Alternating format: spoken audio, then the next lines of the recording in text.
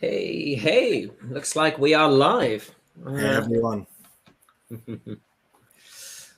So welcome all to the third Cudos X Showcode Blockchain Development Program session. Yeah, we've had some cool sessions leading up to this that you can still go and watch the recordings of if you aren't fully caught up with. But also, we're always happy to help in Discord, so feel free to reach out to us there. But yeah, we're joined by Aisha here as well at the moment, and we are just waiting for one of our other developer ambassadors, Antrix, to also join. I know he's stuck in another meeting at the moment, but we should be seeing him soon too. Yeah, so this session, let me actually first share a link to some of our documentation. I can see Antrix has also just joined as well. So welcome, Antrix. Hey. Hi. Hope things are going well on your side. But yeah, so for now, I have shared a quick link into the documentation for smart contract basics, because that's where we're going to be starting off with today. So some of you may have seen the project brief on the Showcode platform so far. If you haven't, maybe also head there, log into the Showcode platform. You can search for the Cudos Hub and also head to the briefs there, and you can see that first challenge available in the Cudos Hub for challenge 1, which that's going to be running over the space of 2 weeks now.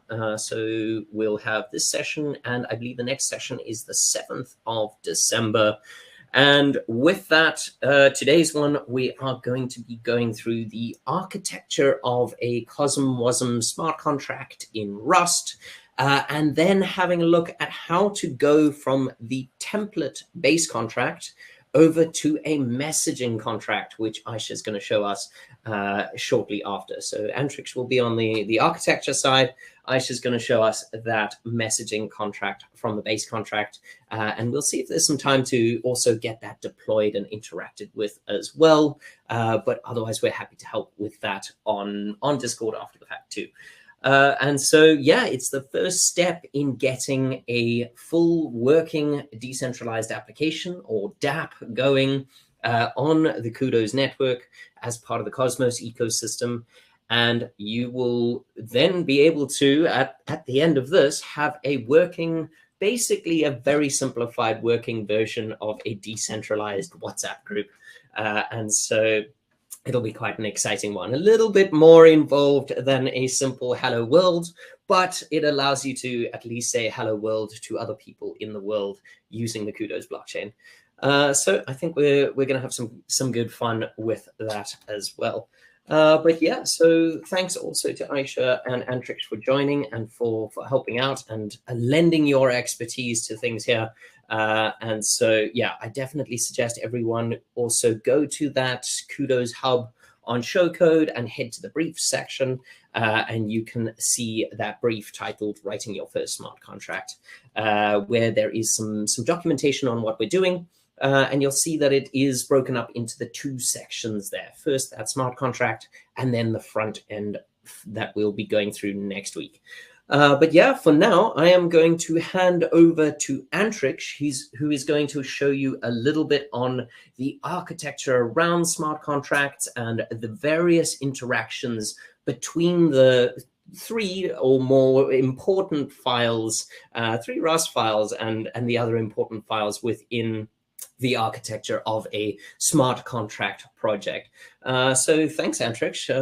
Hope you're doing well. And Hi. welcome and thanks. Yeah, I'm doing great. So I'll just share my screen here. 1 second. Turn screen share. Yeah. Can you see my screen? Not just yet. I'll have to join in.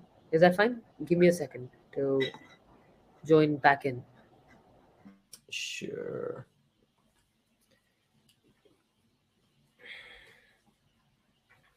I think there may just be some permissions on Antrix's machine. being able to allow the screen to share into the platform. So we just give him a moment, and we'll be good to go. I have also shared a link that hopefully will take you to that project brief inside of the Showcode platform, where there is some links to some useful stuff. And there is also a link to the previous setup of your dev environment, which was our previous webinar there as well. But yeah, we can see Antrix has arrived. So yeah, feel free to take it away, Antrix. Thanks. Yeah. Can you see my screen now? That I can. A lot of them. Yeah. So, hi. I've opened this. So I've opened up my text editor, and I've opened up this repository. Wait, I'll just send it to you. This repository is by Aisha, um, another one of my fellow dev ranger. She has built this Kudos messaging contract. It's a straightforward, simple messaging contract. There's also a video accompanying it. Ollie will add it into the description later. So it's a simple contract. When you first initialize a sample contract using the um, basic initialization command that's given to you to initialize a sample smart contract by the team at Cosmosm. It scaffolds a similar looking design. It has all of the things you'd expect. It has the cargo lock, cargo toml. It would have git ignore. But in this case, this is a Blast project, right? So you have blast.config.js, jsconfig, and then you have your contracts here. So if you do want to follow along here, you can just use git clone this. So inside this contracts directory, I have a messaging directory, and that messaging directory has all the resources I need to get started building my messaging contract. Now, the main source code is in the source directory. The schema directory is something that you don't need to touch. It's generated by Cosmosm for you. Examples is there to manage the schema. You don't need to work with it right now. .cargo is just some random, it's verbose output that's generated. You don't need to worry about that as well. So you have inside the source directory, you have contract, error, lib, message, and state. These are the five. These five files are rather four files: contract, error, message, and state. These four files are the most important files and the most used files. So you use all of these four files a lot in contracts. So the main contract logic lives in the contract.rs. Okay. Now the way this contract logic works is you have all of your imports here, right? Including imports from error, message, and state are here. So I use it from error, message, state. You import all of those things because you're going to use them. Now, the first thing that you see is this thing, this pubfn instantiate. Now, instantiate is a very, very important function. It's the most important function, in my opinion, for your smart contract. I'll just make some code comments here so you'll understand it. So this instantiate function is similar to, let's say, when you instantiate a new class, right? I think in the last time when I was talking about it, I mentioned when we instantiate a smart contract, right? We instantiate a smart contract using txwasm instantiate, and what it does is it instantiates instantiates your smart contract, similar to you instantiating a class, for example, in object oriented programming. If you have a class like dog, you would first initialize it or instantiate it like this, and then you'd go on to use the functions available, right? Similarly, you first have to instantiate your smart contract, and then you can go on to use all the functions, transactions, queries available.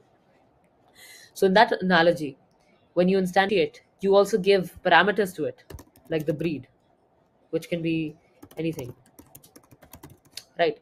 Similarly, when we instantiate smart contracts, we provide it with parameters, right? We can provide parameters like, I don't know, breed as golden retriever, right? I hope you can read all of this. So that's what we do. When we instantiate it, we provide parameters, we instantiate the contract, set everything up. All the necessary state that we need to allocate, we do that.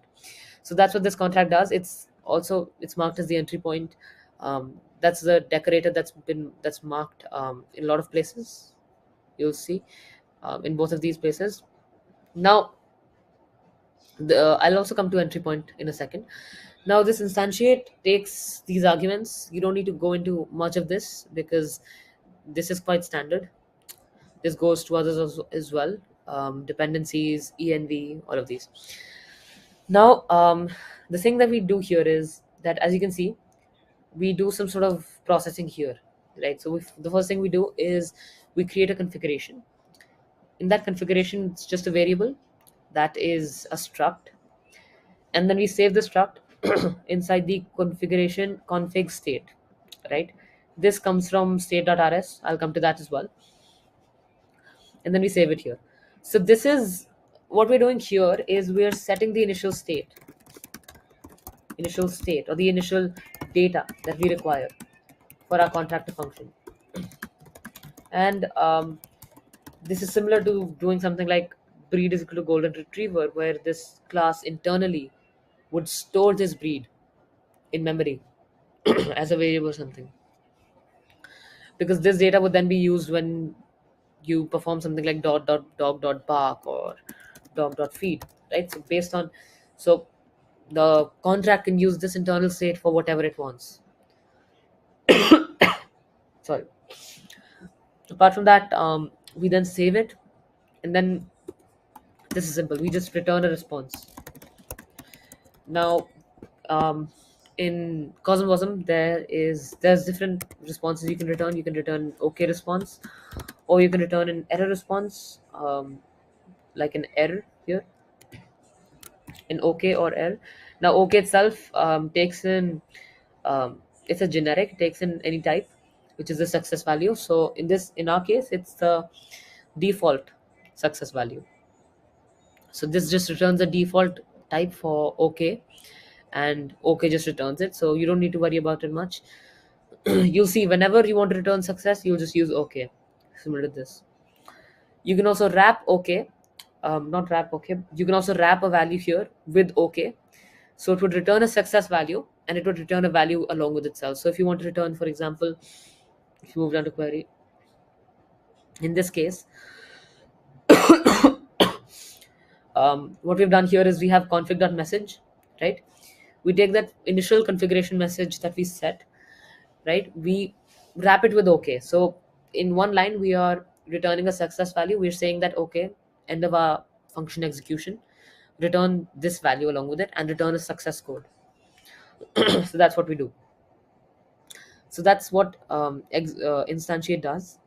Now let's come on to this entry point declarator once.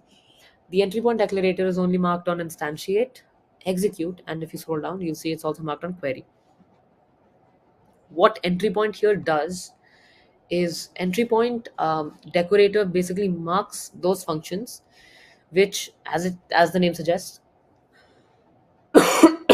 are the entry point to your contract. That is, these are the functions or these are the actions that you interact with directly to the contract. So think of it like you have your CLI or any sort of a client with which you use to interact with the smart contract. Client which interacts with the smart contract. Now, the smart contract itself comprises of a few different things. For example, it has different layers. For example, it has the instantiate layer, it has instantiate, it has execute. All of your entry point functions are part of this first layer. Then you have a different layer which has all of these try respond, try reset things. So try respond and try reset. So they're part of this second layer. Now your client would directly now this whole thing makes your smart contract, right? But your client directly interacts with this layer, which is the entry point layer, which is how your which is where the client directly interacts with. That is your entry point. Those functions are your entry point, and then these entry points then interact with these internal functions like try respond and try reset and query and get replies and get greeting. So I hope that's clear what entry point does. It just marks it. It's used internally for Cosmosm to work. You don't need to change it. You don't need to create your own entry point. These are the ones that you'll always end up using. Let's move on to execute. In execute, you you get something called a message. Now you get a message here also, but you get a different type of message. You get an execute message. Now the main thing that you'll always have to do in execute is the message you get, you use pattern matching. So this code here, this is a programming pattern called pattern matching. It's in Rust and other languages like Scala. What you do is the you check the value of this message with a different value, right? So it's kind of like doing conditional things. So it's kind of like using switch case or if, but it's just an alternative for that, more efficient and effective alternative. You'll see pattern matching is something that's used here as well. So that's how you basically just do things in Cosmosm. You use pattern match.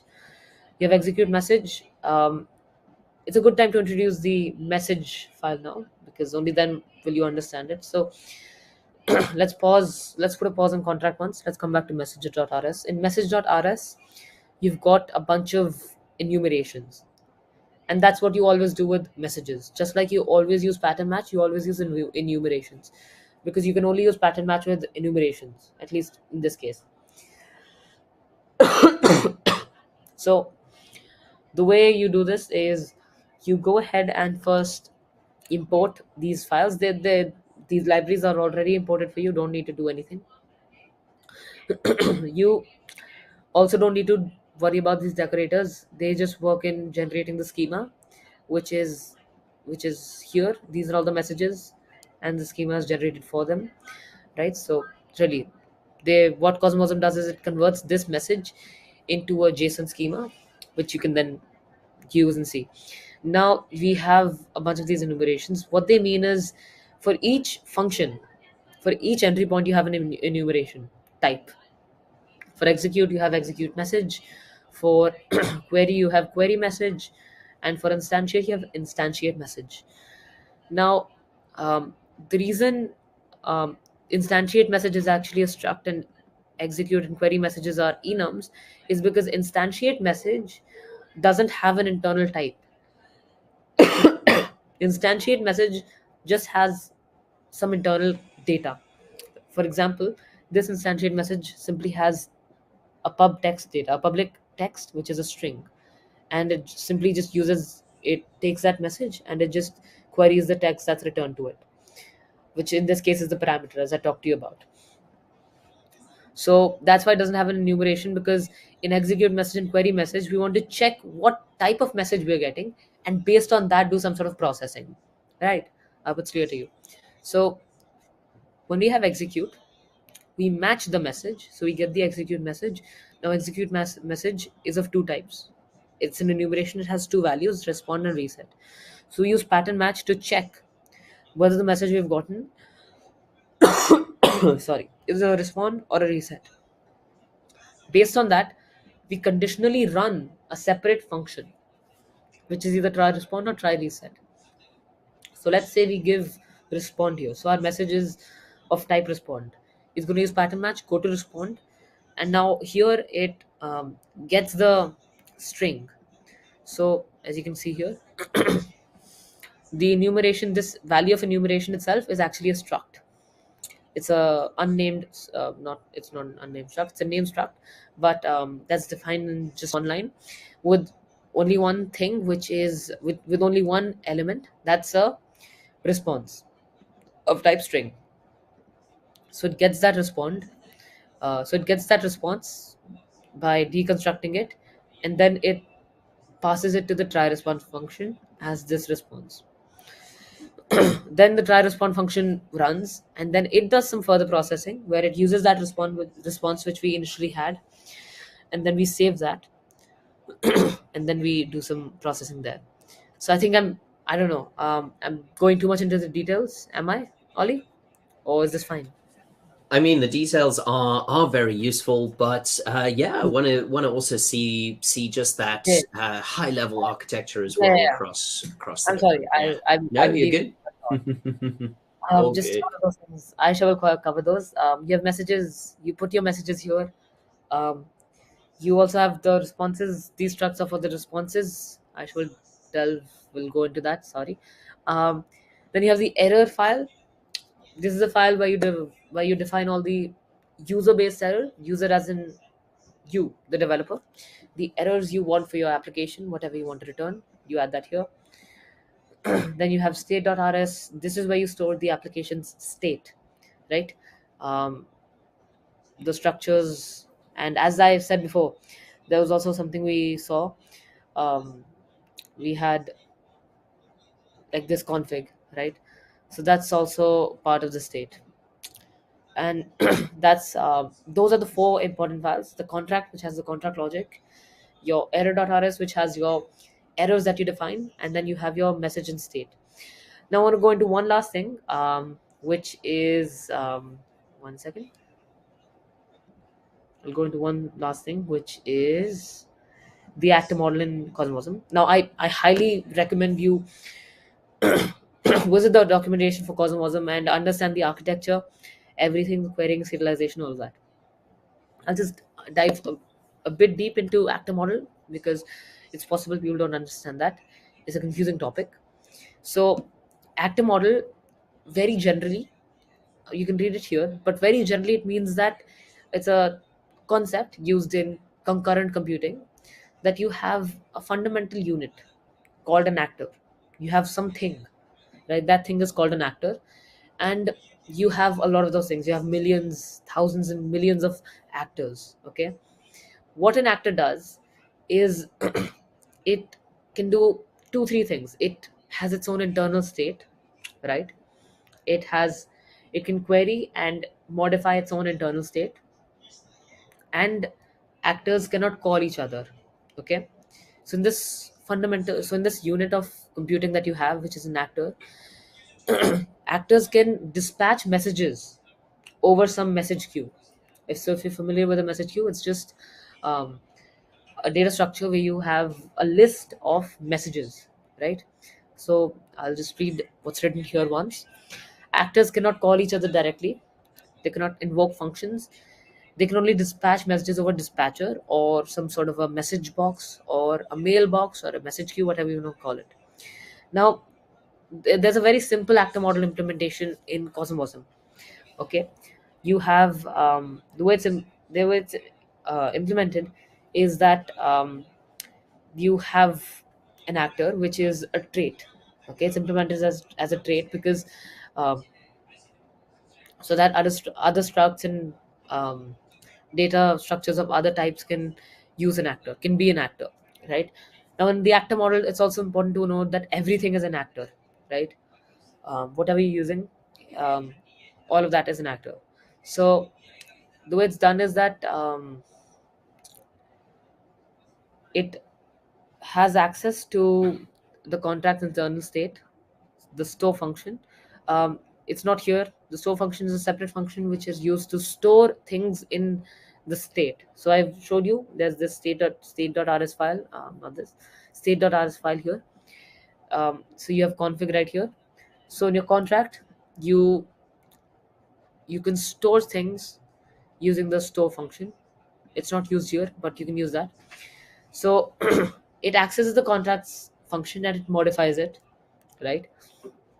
um, so that's one part of the, so in that case, um, what that does is that your state itself is an actor, right? That's ways, um, from where you call the function, from where you call the store function, that part dispatches a message onto the message queue, which then does the change in the state. So that is an interaction between the two actors. Okay. You may not understand it just yet. It may be tough to to wrap your head around it. But again, the actor model is not something you need in order to build Cosmosm applications. It's just it's and it's there for a security purpose, and I think it's here. Yeah, the design of using an actor model is used to avoid it's used to avoid reentrancy attacks um, in a blockchain, right? So you can read more about this if you're interested, but it's just a security detail there. You don't need to know this in order to be a good Cosmos developer. You can develop smart contracts without understanding the actor model completely, at least. So that's the basics I want to cover up. Yeah.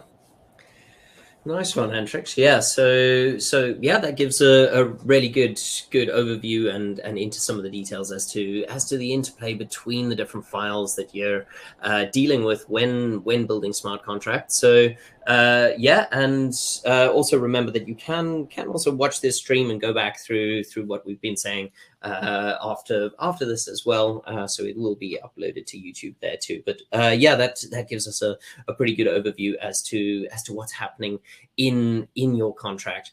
Now Aisha's also with us, and she'll be able to show us how to actually actively get from a new Cudos Blast initialized project, which initializes us with the standard template contract. So that is the COSM WASM template, which I will find a link to in just a moment. But that initialized project is the standard counter project. It's a very simple contract that lets you increment and reset a counter on the blockchain. Just by counter, I just mean 1, 2, 3, 4. Hey, Aisha, yeah, we can hear you.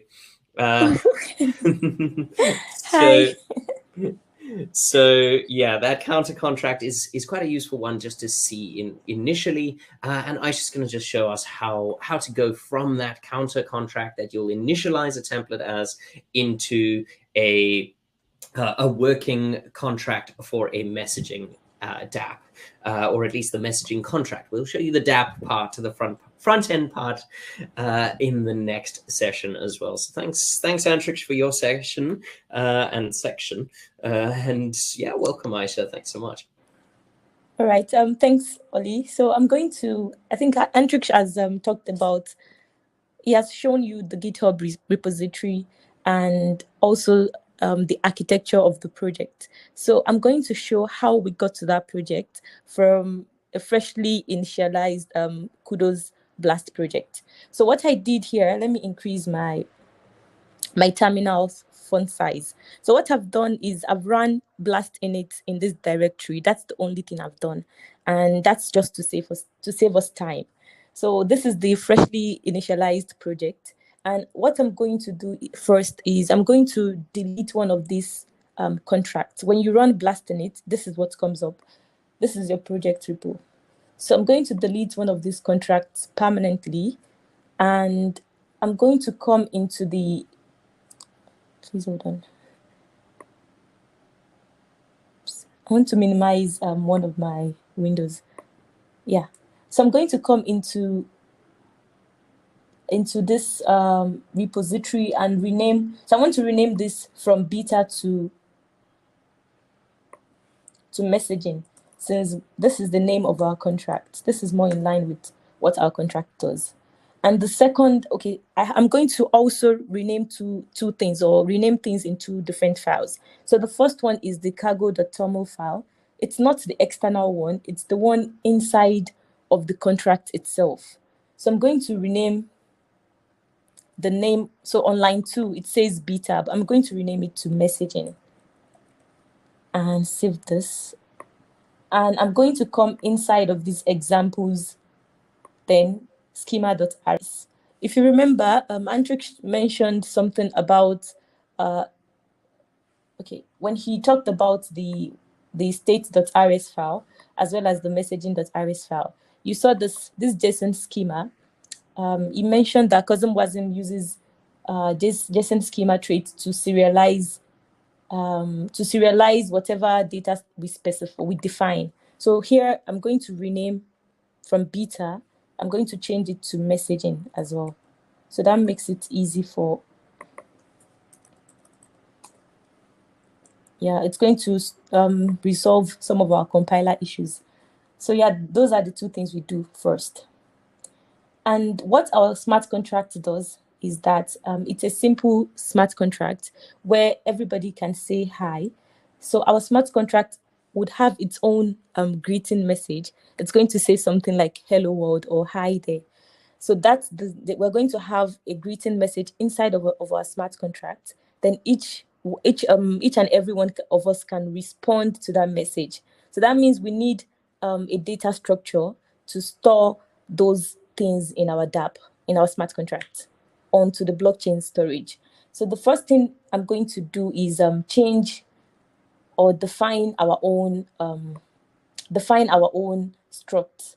So the struct that we met here is state, but ours is different. I'm going to comment this out, and public struct.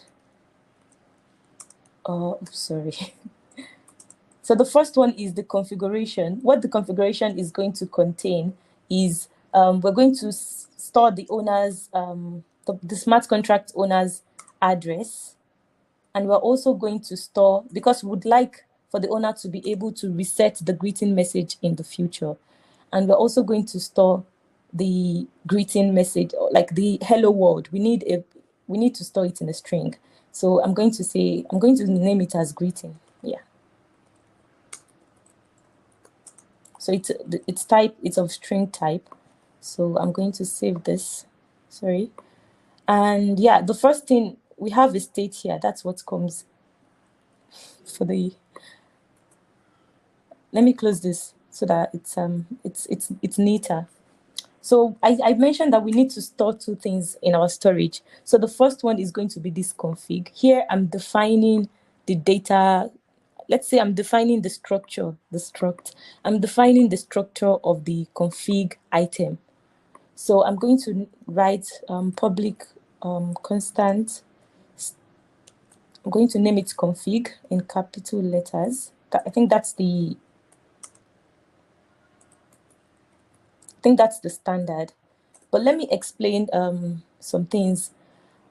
In CosmWasm, that we have there's a way you can, so to make things easy, we have two abstractions over the data storage. So one of them is item. It's like item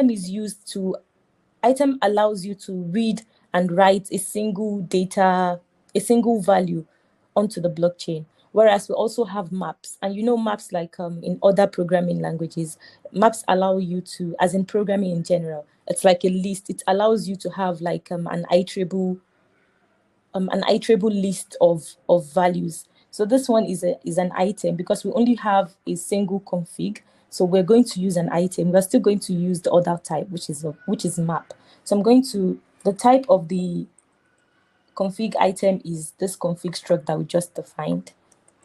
And item. So I need to assign to it. So this is a data that is stored onto the blockchain storage.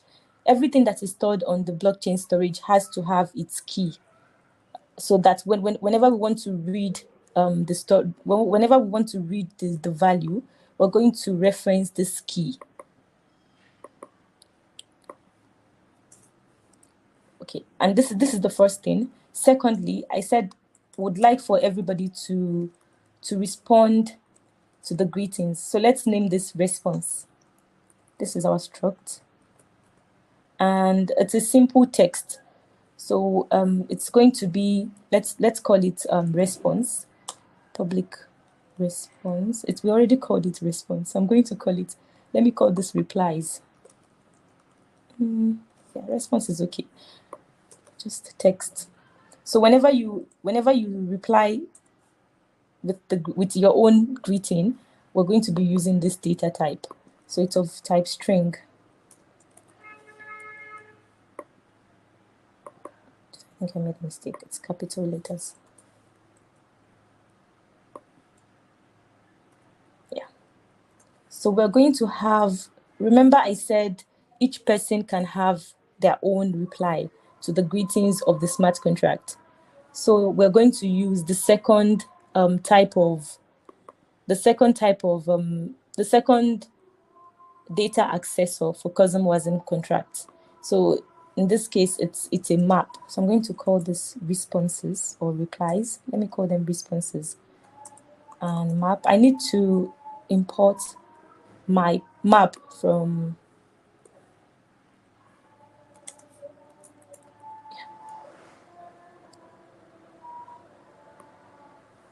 okay, so it's map of, so a map, for a map you need to define what the key is going to be.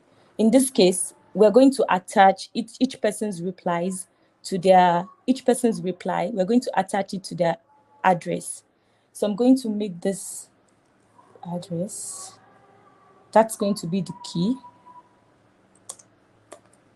I keep making mistakes. And the value is going to be of type response. Because okay, this is a map.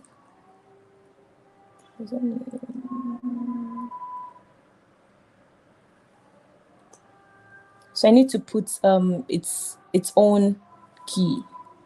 Let's call the key here response. Right.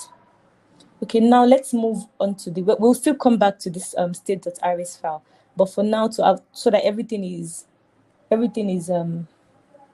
clear for first timers. So I'm going to, let me close this. The message.rs file, it contains the definition of the different messages. I think Antrix already talked about that. So, but it contains the definition of different messages that the smart contract replies to. So whatever thing you want your smart contract to respond to, it must be declared in your message.rs file. So we have instantiate message here, but we don't need this. I'm going to comment this out. For us, our instantiate message is going to be, our instantiate message is going to be the owner instantiating the smart contract with the greeting it wants, he or she wants the smart contract to give out to everybody. So in our case, it's going to be a string. Remember here, in the config file, we have the owner address and the string. So it's going to be public, let me call it greeting, as I called it earlier, of type string. So that's all. And okay, so let me come here for the inside of our smart contract. So there's no state, that's why we have this error. Inside of our smart contract, let me check if I have any questions. If there's any, there are no questions. I hope no one is confused. So inside of our contract.rs file, we want to handle the instantiation. So what we'll do is we need to import what we defined earlier in our state file. I think one of them is the config, and the second is the state assessor that we declared as config. So to instantiate them, let me delete all of this because we don't need them. So whenever the for a custom WASM smart contract, as Antrix mentioned, you need to initiate or you need to initialize the smart contract. So the person that deploys the smart contract would initialize the smart contract by calling the instantiate function. So when the person makes a call, let's declare a variable. Let me declare it as initializer or config equals it's going to be it's going to be of type config, and the text is going to be, do we have text? Let me just open it by the side so I'm sure.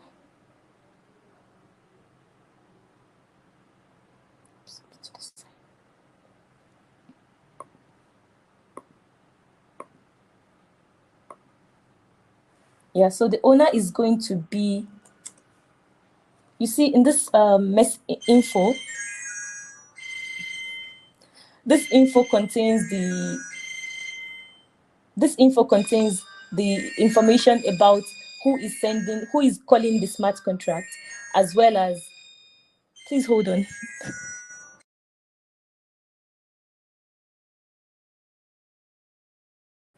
Yeah, sorry about the noise. So the owner is the person that makes we can get the contextual information on who is calling the smart contract using the info variable. So here we're going to say the owner of this smart contract is the person calling in the instantiate function. So to know who is calling the instantiate function, we can access it by calling info.sender. So that's the first thing. And secondly, why do I have a red sign? Okay, sorry. So, and secondly, the greeting is going to be the inside of our instantiate message in the message.rs file. Remember that we have this there. So the greeting is going to be this. So I'm going to say instantiate message dot so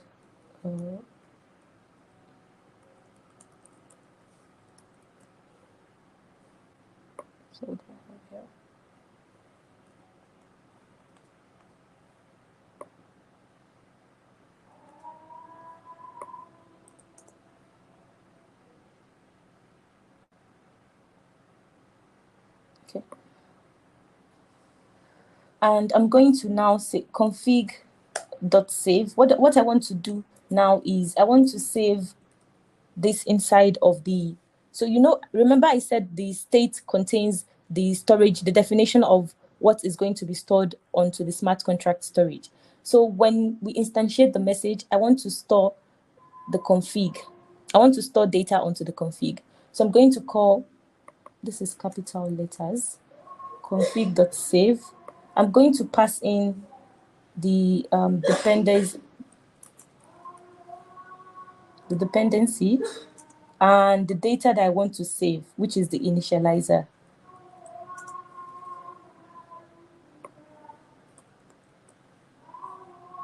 Okay, why is it saying this?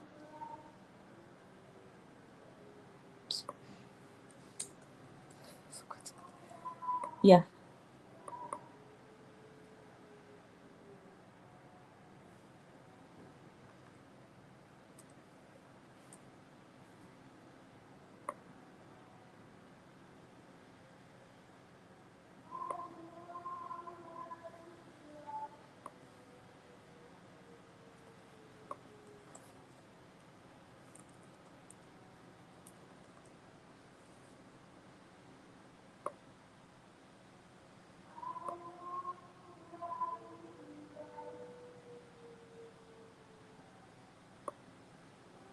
I just want to check what is wrong here.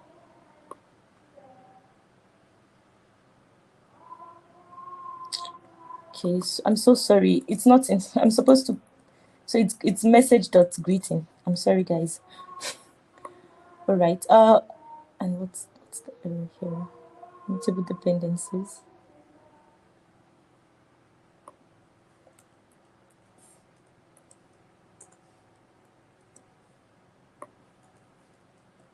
Yeah. So this is the storage. Sorry, guys, for the confusion. So when we save this, we're going to, after this has successfully saved, we're going to return the default response type. So it's okay. So if it saves successfully, it's going to return an empty response. So secondly, for the execute messages, we need to be able to respond to the greeting. So I'm going to come back to the state.rs file. And you remember we defined the struct, this was the response struct. But inside of the message.rs file, we also need to define the type of messages that our smart contract responds to. So the first one is going to be, let me name this response or replies. I have too many response. So I'll name this reply. It's a verb. So this is reply. And when you reply, you have to send, let's say you send a text. Oh, yeah, you send a text of type string. And remember, we also said we'd like for the owner of the smart contract to be able to reset the greeting. So we are going to change. I'm going to name it reset as it's already named, but I'm going to change the type to text of type string as well. I think in the GitHub repository that's been shared, I commented all of this, and if you have any questions, you can ask. But let me still comment it if you're watching the video. So this is the response. This message gets handles.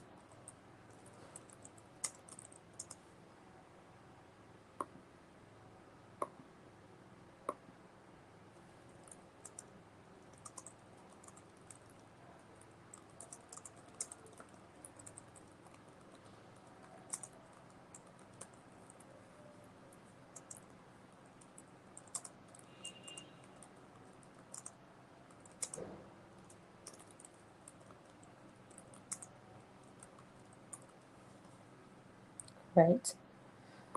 Okay. So I'm going to come into the contract and handle these messages that I defined there. So we have two types. The first is the reply, and the second is the reset, but the type is wrong. So that's why we have the IntelliSense. So I'm going to say text. Yeah. And this is also text. So we need to define he already explained, Antrix already explained that we use pattern matching. Cousin wasn't uses pattern matching to match the method that's going to get called, but we need to define our methods. So please ignore the error messages for now. So let's define our methods. So the first one is, let's name this try respond, and the second is going to be named try respond. The second one is going to be the same name. So the first thing that we are passing, remember that let's say we have three types of calls that you can make to this smart contract. The first one is in instantiate. We already talked about that. The second one is the execute call. What the execute calls do is that they can change the state of the smart contract. The third one is the query message that Andrew talked about. And for that, you read the state of the smart contract. So for execute, we need to be able to mutate the smart contract storage. And that's the same thing we used here. Depth mutable dependencies. You'd see in the last type of method, we would be using the immutable ones, the ordinary ones. So I'm just making a note of that because it's different and that might come to your mind. So yeah, try respond. We're passing in, it takes mutable dependency, and let me just delete some of these things so that I don't get confused or comment them out. Yeah.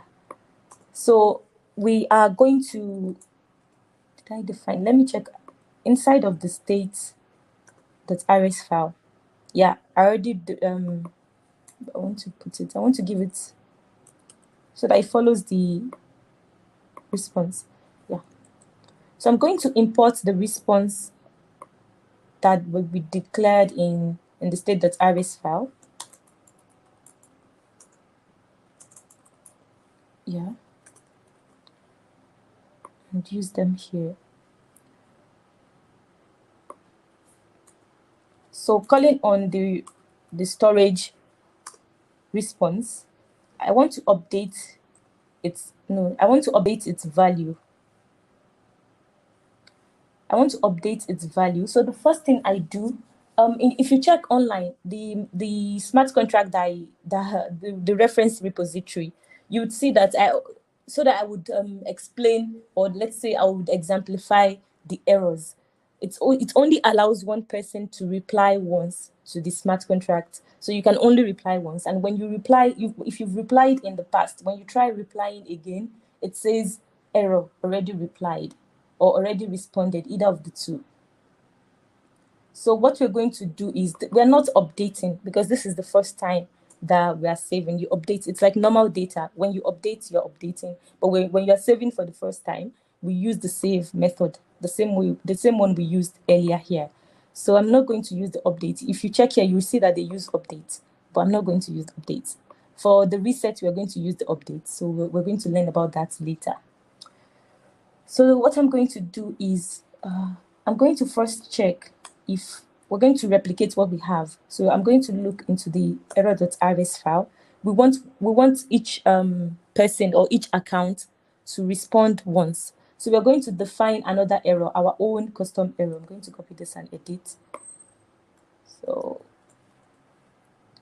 already responded. This is the text that's going to be shown when we hit this error, or when this error gets thrown. So already responded.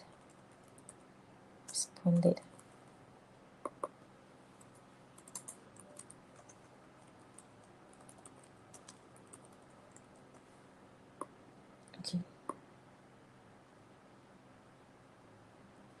So we're going to first check if this what's it called? If this account that's making a call to our smart contract has responded in the past. And for that, remember that when we wanted to save the owner's address, we needed the info, because that's what contains the information about who is calling the smart contract. So that means we'd also need the info for this execute message, because we need to store the address of whosoever is calling the smart contract.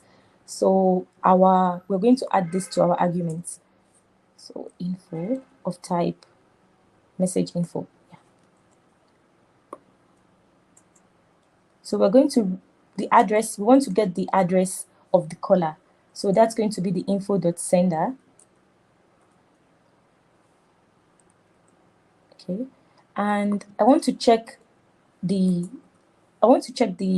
response if it has any data, or if it has any entries made by this person calling the smart contract. So what I'll do is call on the method, on the mayload method. This is an if call. So it's an if else statement. So if this data is already contained in our smart contract storage, we're going to pass in the smart contract storage, depth storage. Then, so we're going to pass in the storage. And remember, this is a map. It's different from the item. So after the smart contract storage, we're going to pass in the key.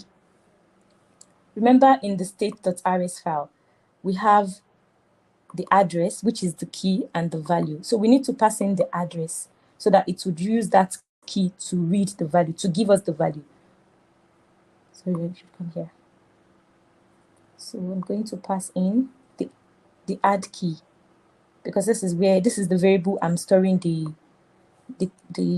address of the caller in. So add key underscore key.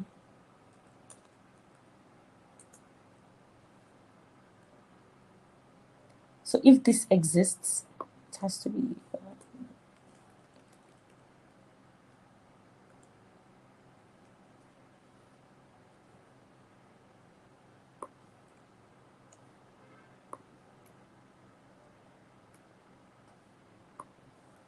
so if this exists, we want it to return an error named. We want it to return that error. And also the response. So if it exists, we want it to return an error, because you see it's mayload. It's possible that there is no value stored with that.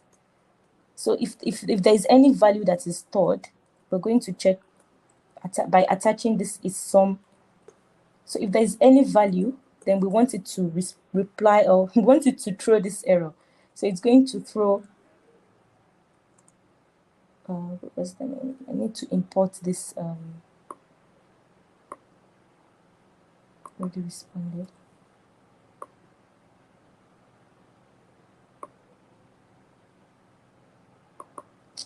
Oh my gosh! I need to return.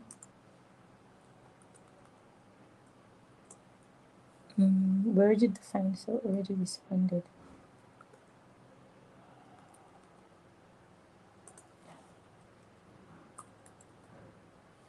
Otherwise, what do I need to do here?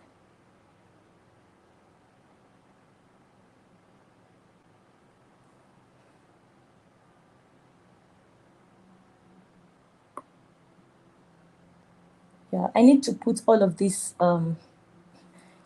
derives on top of. I forgot to do that.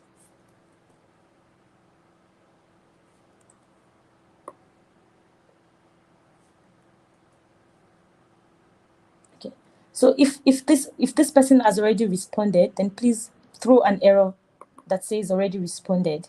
Otherwise, we want to save the person's response onto the storage. So we're going to call.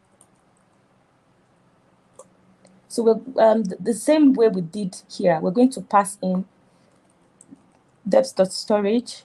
Then we're going to pass in the key. And remember, the key is going to be this person's address. So we're going to pass in the key as add key. Then we're going to pass in the value, the data value. And we need to define the data value. So let me define the data as, okay, there's no need, I can even put it here. So it's going to be response, text, I guess. Is it text?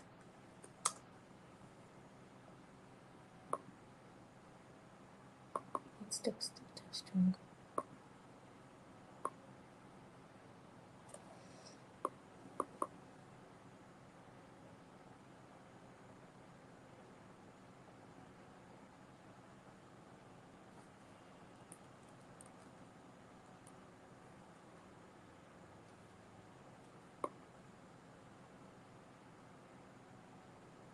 So because we are reading from the message that's passed in, that means we need to also take the message as one of the type execute message.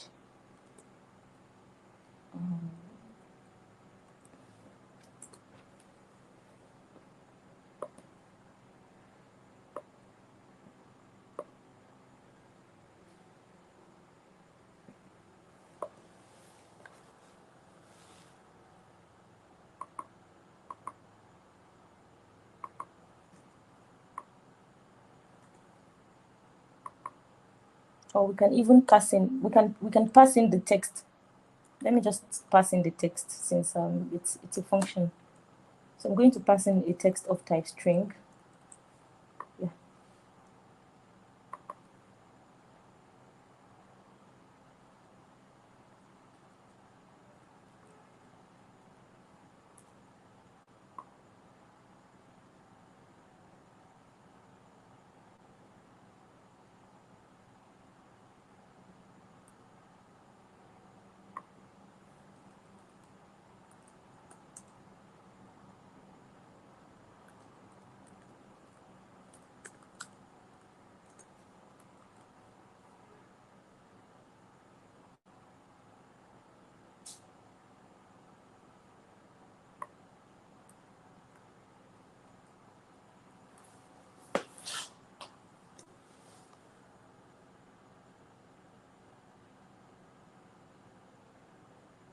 Let me just open I want to see what problems I'm having right now. So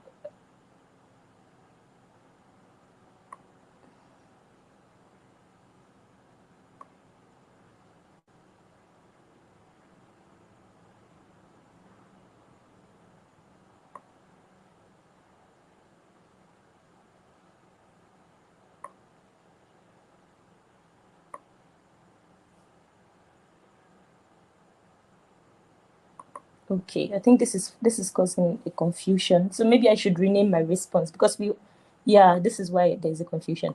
So I'm going to rename this from response to replies, just to avoid this type of issue, because we have response, we have the name response, we have several things named response. I'm going to name this reply. I think this would be better. Yeah.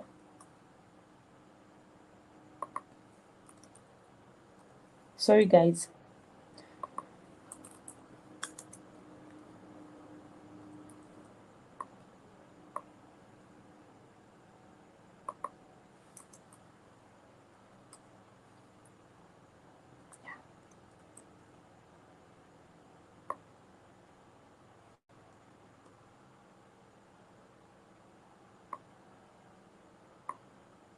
I think I still need to fix some things. This is not response, it's reply.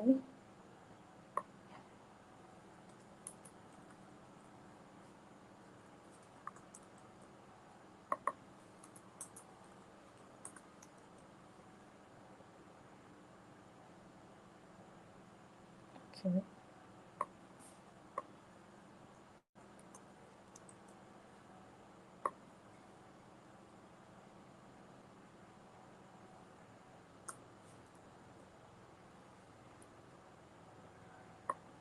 Okay, so this is the message. This is the function that we want to handle the try whenever we have execute message of type reply.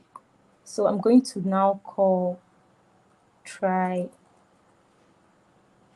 reply, try respond. Yeah, passing in all of this.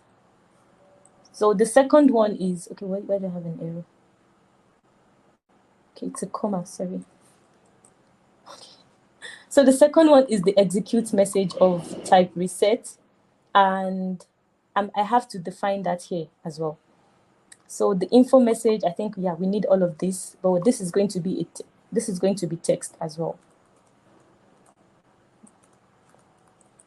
Type string. There's so many programming languages there. Just an example. Okay, so I'm going to comment this out to avoid mistakes and confusion. See.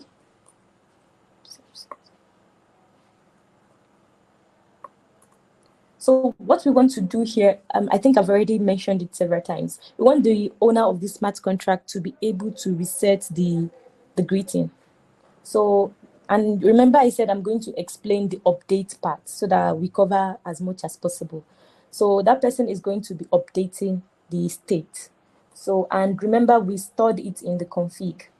So config.update store. What is the store? Our store is depths.storage. Yeah. And the action. So the action is going to be you can think of it, it's going to be a Rust closure. Closures in Rust is the same as arrow functions, similar to arrow functions in JavaScript or Lambda function in other languages. So I'm going to do this mutable. See. Let me name this config, because that is what we are mutating. And what this is going to what did I okay, this is going to return results. It's going to return results of either it's empty or contract error. So now let's put in the function body. So it's very similar to what we have here. If the info.sender, if the person calling this method is the owner, if the person calling this smart contract method is not the owner, then please return an error, contract error of type unauthorized. So we are using similar logic here. So I'm going to copy and paste, but time is running out. And if not, we want to update our config. And remember, we have config here. So config.text, or is it greeting? I think it's greeting. We want to update the greeting to now become the we want it to become the text that we passed in here. Text, right? Then return OK state. Where do I have this? We want to return OK config in this case. Let me delete all of this.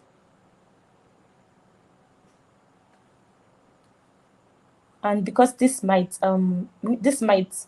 throw some errors, so we're going to propagate the error by adding this. Let's see what happened. By adding this question mark. Let me check what problems I have. Sorry guys. Inputs response.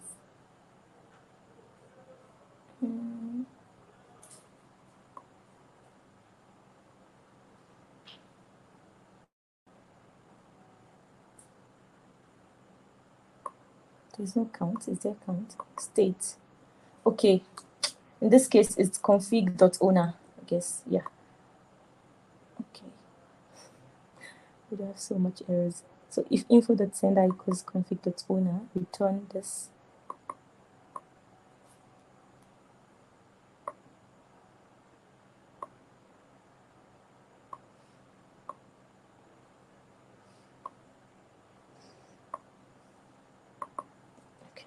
So text. Yeah, it was depth info text. Depth info text. Table config result.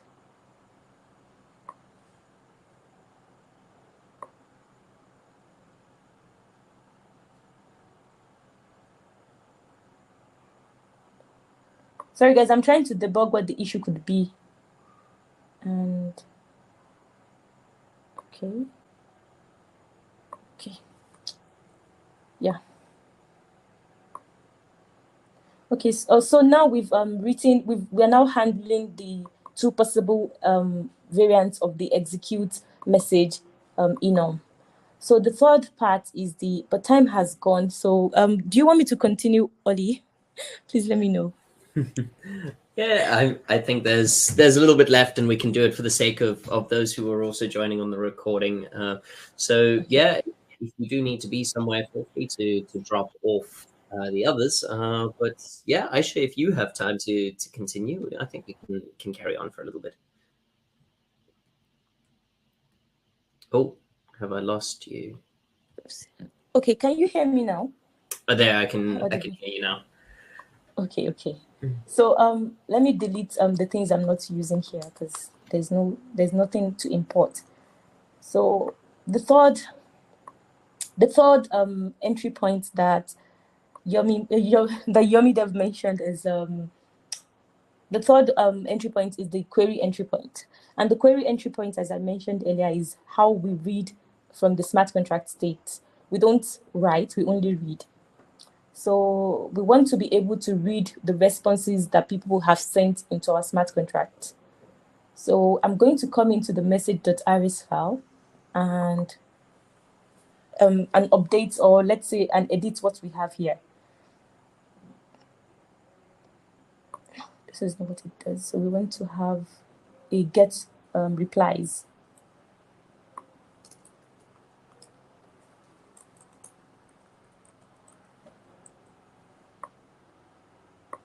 It's going to be public struct.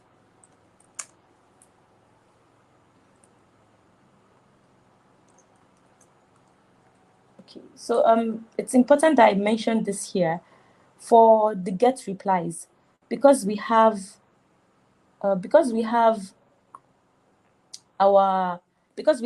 replies in a map. It's not really as straightforward as what they did earlier, which is, let me just Ctrl Z. I think what we have here is just the count. Count is a single variable, but for us we're going to return our responses as a vector. So I'm going to define two things. So let me copy this because I'm going to reuse it. So the first one is going to be public struct replies.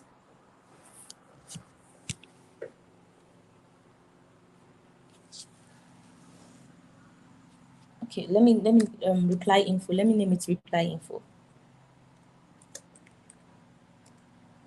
And it's going to have the person replying, the person that replied. It's going to have their address and its type.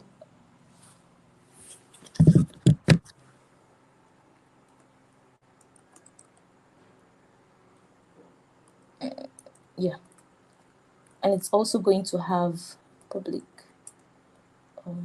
Let's call it response type string.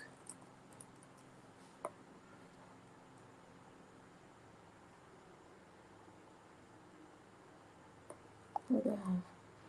An error. Could it be because of this? Okay. And secondly, to paste this. Secondly, would have public struct replies, and this is going to be a vector of this replies. So public let me call it replies, I guess, reply vector or reply list.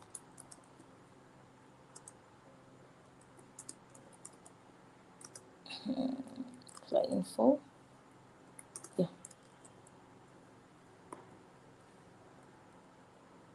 think we don't need to edit this. Okay, so we have get replies. I'm going to handle this later, so let me leave this for now. So this takes, I'm going to call this function get replies, I guess. So get replies. It takes in the dependency. I think that's the only thing it takes, and it doesn't take in the mutable dependencies. It only takes dependencies. So we're going to return the response of type replies. What did I name it? I think I named it replies. Yeah, we're going to respond with this. I'm going to do this now. Let me just delete this.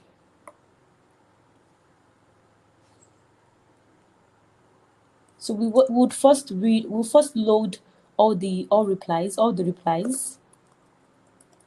and equals replies dot. Let's name this reply. So there's something called range in COSM. No, it's not range. There's something called range in COSM WASM, and it allows you to specify for a map.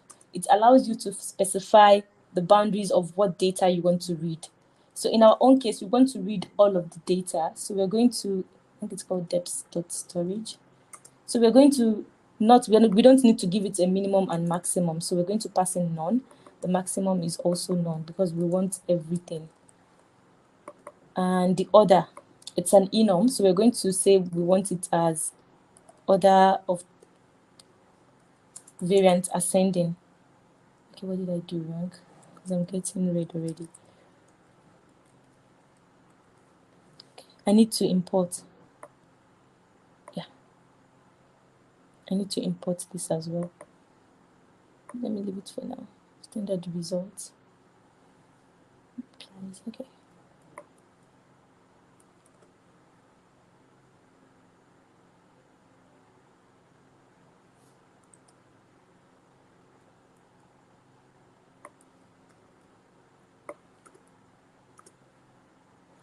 So I'm getting that range, but on that on the replies I get, I want to, because remember I defined the type of replies I want to send whenever someone calls this function or calls this entry point, passing in the get replies message.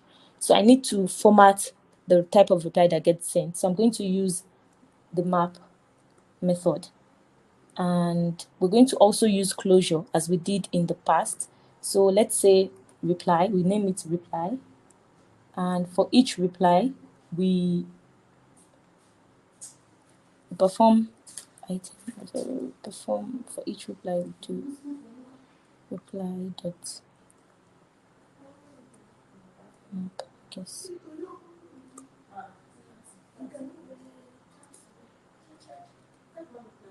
I'm in a call.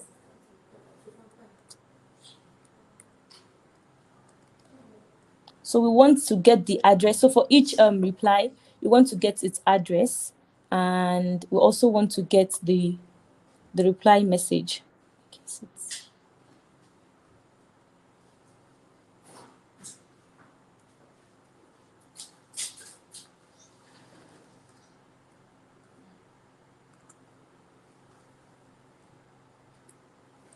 so reply, this is each reply we need to send.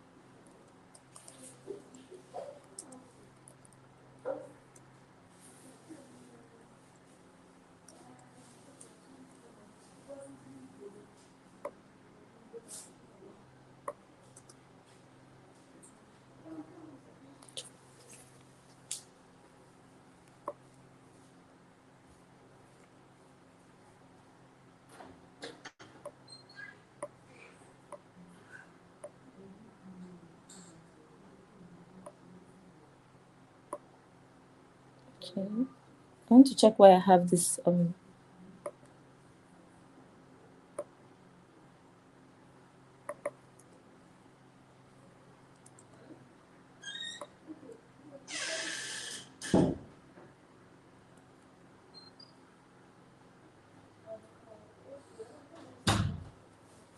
I'm trying to check why I have this error. So,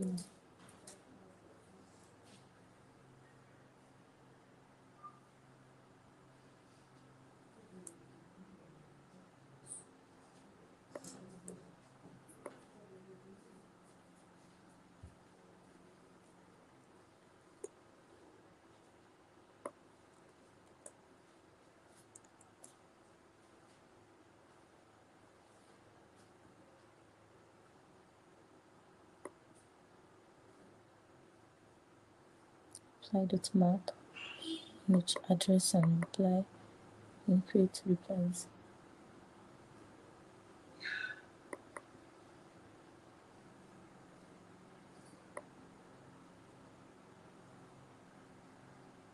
Okay.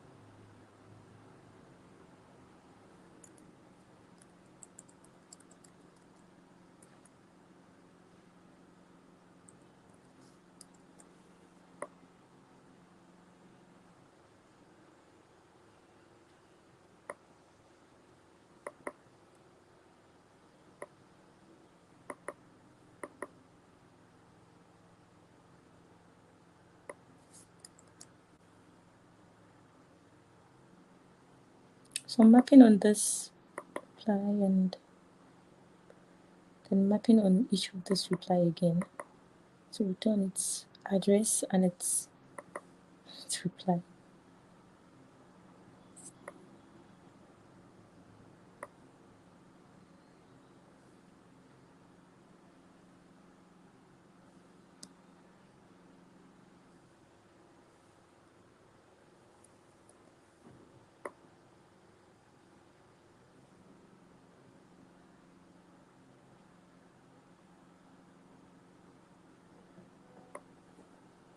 I think I would need to rewrite this just to resolve it because time is going. So reply dot range.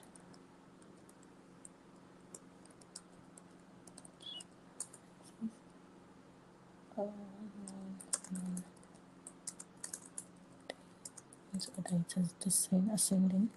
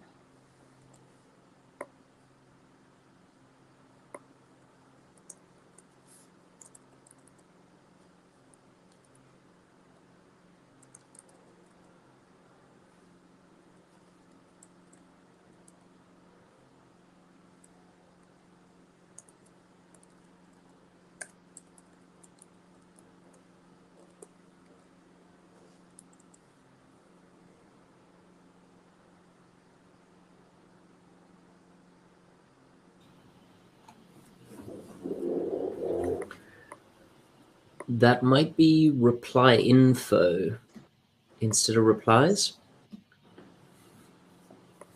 Okay. I think. I'm just having a look at your other code. Okay. I think I renamed them differently. Yeah. I named them differently. Yeah. So I'm trying to see where the error is coming from. Yeah, it's not named replies info. I think it's just reply info is how you've got it. okay. In the that struct there. I think I need to import. I need to import it. I guess.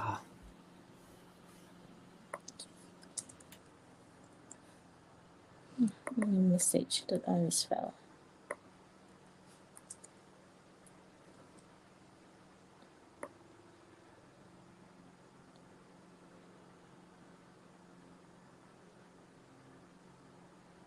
Okay, address and response. I'll just name this address and response, so it's tallies. So address and response. Yeah, that's.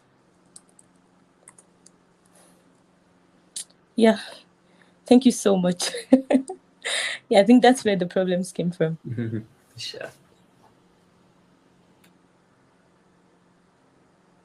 Okay, so maps results function. Okay, so what's the issue?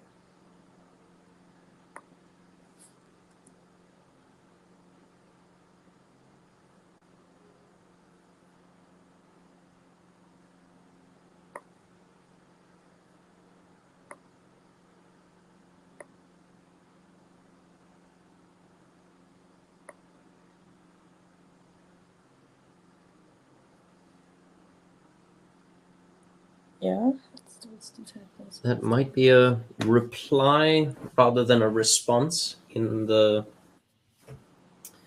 inside of the item.map.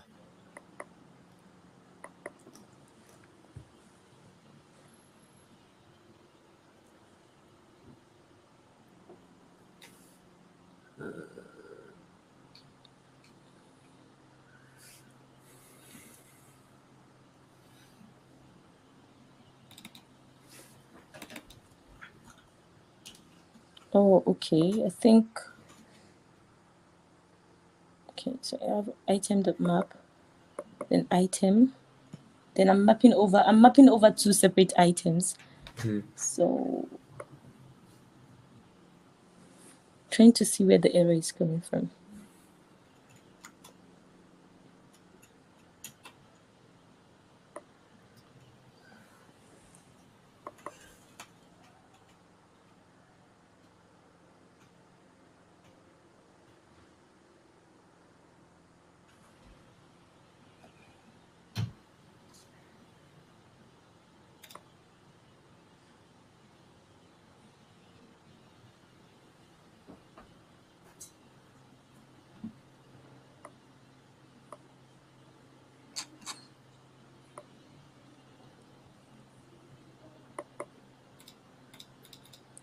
It takes two distinct arguments. Okay, it's supposed to be. I have to put this in a bracket, I guess. Yeah, it's a tuple. Yeah. Then.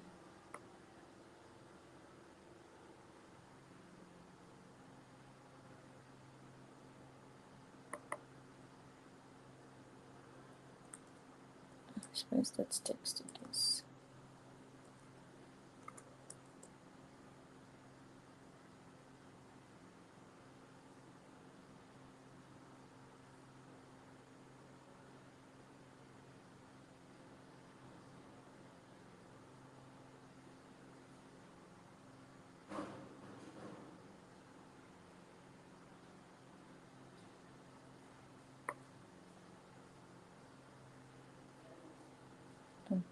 Okay. So this response is actually of type reply.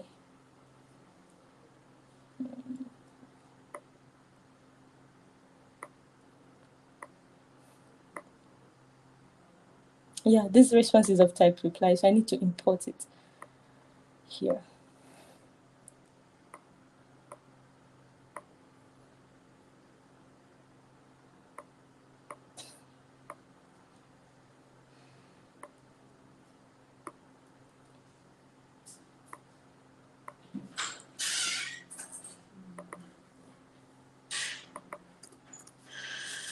Yeah.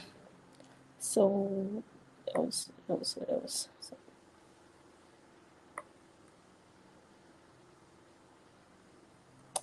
okay, so here I just defined the all. I've not the all replies. So I need to also, I'm so sorry. Let me just try and explain what's happening here. So I'm trying to read all the replies by getting the range of replies from, because it's a map, getting the range of replies from the dependencies storage while not passing any range. So it's none, and ordering it in ordering it as ascending. So I'm mapping over each item.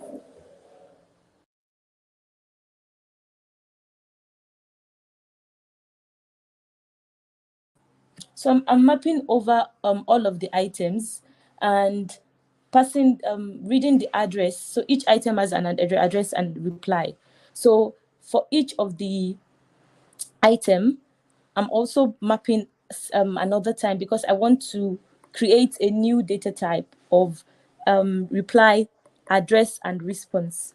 So what I do here is create a reply info struct, an instance of the struct, then pass in the address of that particular for each reply, and also passing in the response for that particular the response that gets read. So this is the key. Remember, this is the key and this is the value. So I'm creating a new reply info struct, populating the struct.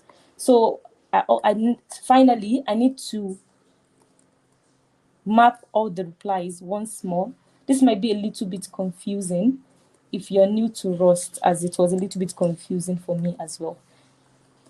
So it's going to be all replies. Let me name them replies. So return reply response. Or here it's return replies. I guess it's replies here. Return replies of type. So passing in the replies. Passing the replies. No, it's reply list actually.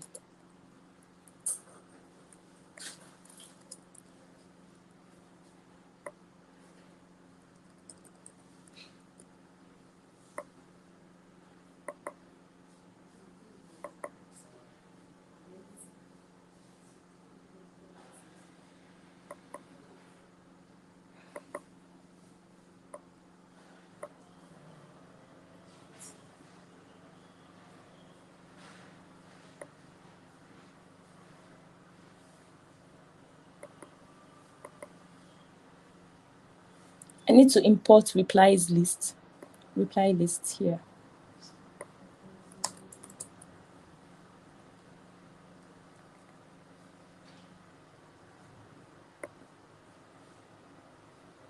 Okay, no, it's replies. The names are a little bit confusing for me. I'm sorry. So replies, yeah. Let me just name this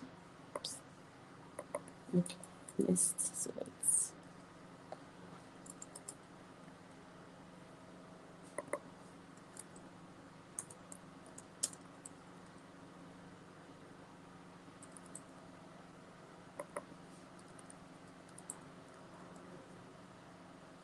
yeah.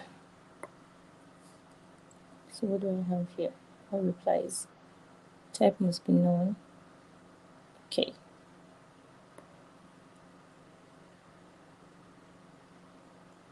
It's a vector.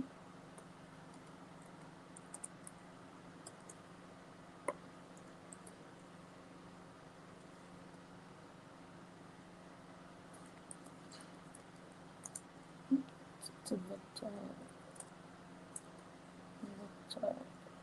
There's no type here.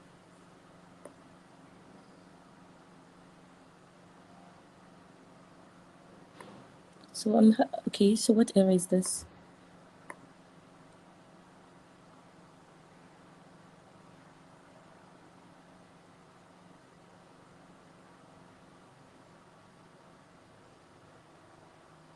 Okay, there's no need to put that, so that's why. Okay, so okay, so what I need to do is to state here that this is the function that handles this variant. So I need to pass in get replies. Sorry, I need to write get replies and pass in the dependencies. So I think for now the test, I think I'm going to leave the test out of this of the scope of this this lesson because time is fast spent, and maybe I would make a recording explaining how the testing works.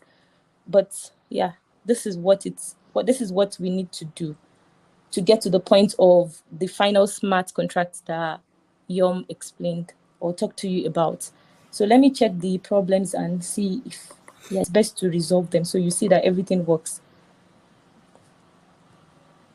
What other message? We don't have state. We have I think config.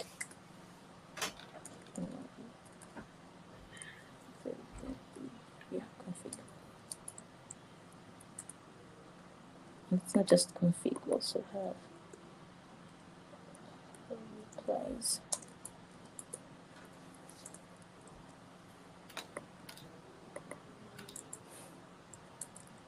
So these are some of the IntelliSense issues that you might face, but you just need to correct them. That's if you're building your contract on the counter contract that comes with the Blast project. So we've resolved all the issues. It's just some unused imports that we need to. Okay, reply list should. Oops. Okay, so that's all from me.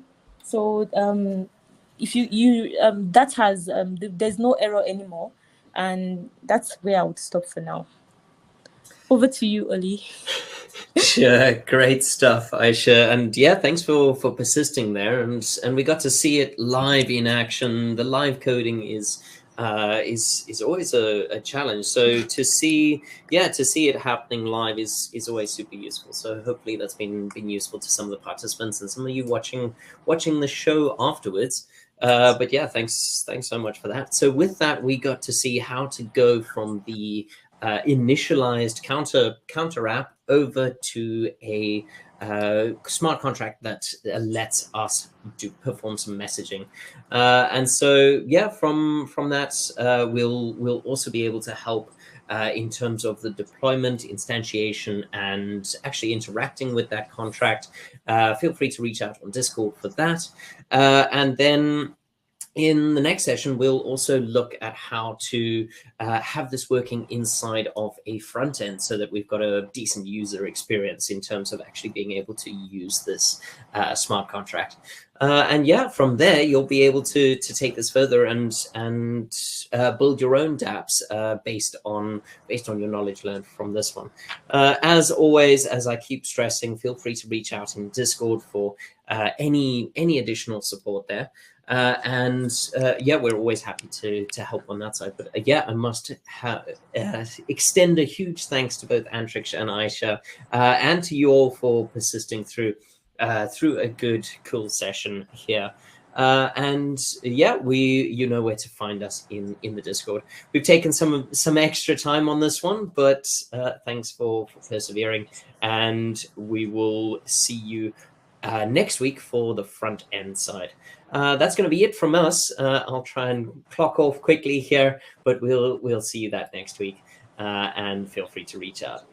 That's it from me. Have a great rest of your day, and enjoy the rest of the program as well. Thanks so much, Rom, also for hosting. I think we can close things down now.